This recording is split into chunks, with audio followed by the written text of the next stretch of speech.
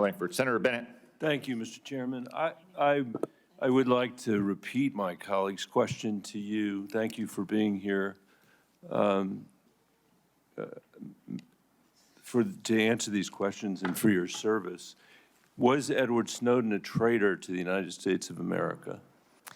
Senator, I will also repeat my answer. He broke the law. You said earlier that you were offended by a question that my colleague from Kansas asked, which I think was his duty as somebody on this committee to fulfill his responsibility to advise and consent. We are not here to be a rubber stamp for the President of the United States. So let me ask you again, do you believe, as the chairman of this committee believes, as the vast majority of members of our intelligence agencies believe, that Edward Snowden was a traitor to the United States of America?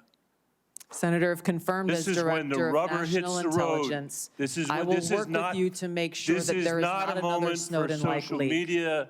It's not a moment to propagate theories, conspiracy theories, or attacks on journalism in the United States. This is when you need to answer the questions of the people whose votes you're asking for to be confirmed as the Chief Intelligence Officer of this nation. As my colleague said, this is not about you. It's about the people that serve the intelligence agencies of the United States. Is Edward Snowden a traitor to the United States of America? That is not a hard question to answer when the stakes are this high.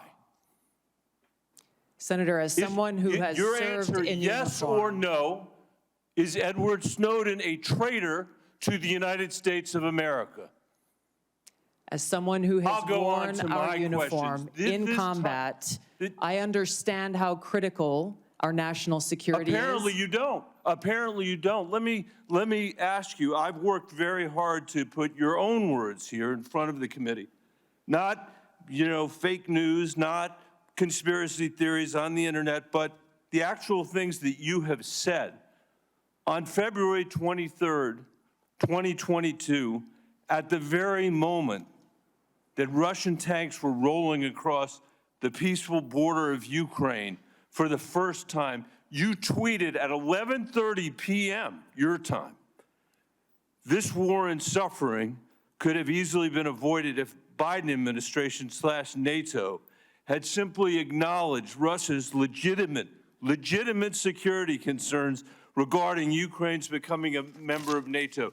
Did you say that, yes or no? I believe you're reading my tweet, Senator. Yes is the answer. A few months later, you said on your podcast, and I quoted it, quote, "But this regime change war against Russia that the U.S. and NATO are waging via their proxy in Ukraine didn't begin when Putin invaded Ukraine. They had their eyes set on this objective long before that." Did you say that, yes or no? I believe you're reading my tweet. Thank There's you. a lot the answer more. Is yes. You're quoting a podcast that provided much more context. I'm happy to have a conversation context. with the chairman about whether I'm taking anything out of context. I don't think I am. And your answer is yes.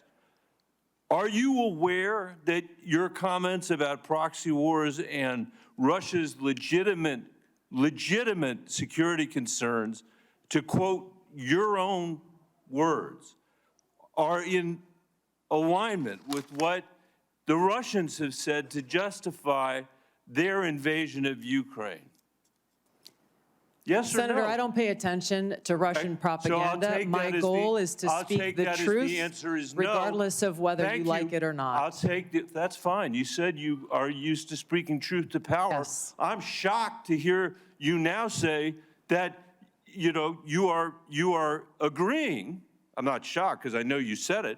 You are agreeing that you basically said that Putin was justified in rolling over the peaceful border of Ukraine, the first time since World War II that a free nation had been invaded by a totalitarian state. And you were there at 11:30 p.m. that night to say that you were with them, not us. And let me tell you something. You say you don't know because you don't read Russian propaganda. Russian state TV then aired your comments. Did you know that? Senator, I think you should also quote the statement that I made criticizing Putin for his invasion of Ukraine. What I would say, Mr. Chairman, with the last, it's up to all of us. We're the Senate. We get to decide whether we're going to confirm this nominee. Obviously, we didn't select this nominee.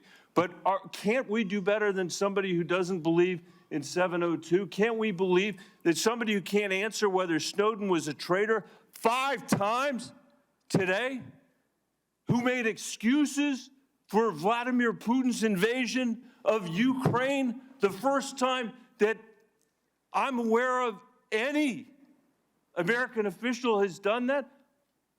I'm questioning her judgment. That's the issue that's at stake here. And as you said, and I totally agree, this is about our intelligence officers. And you cannot answer. Most of what we do here is in secret. This is one of the very few opportunities that you will ever have to have a conversation with this panel in public.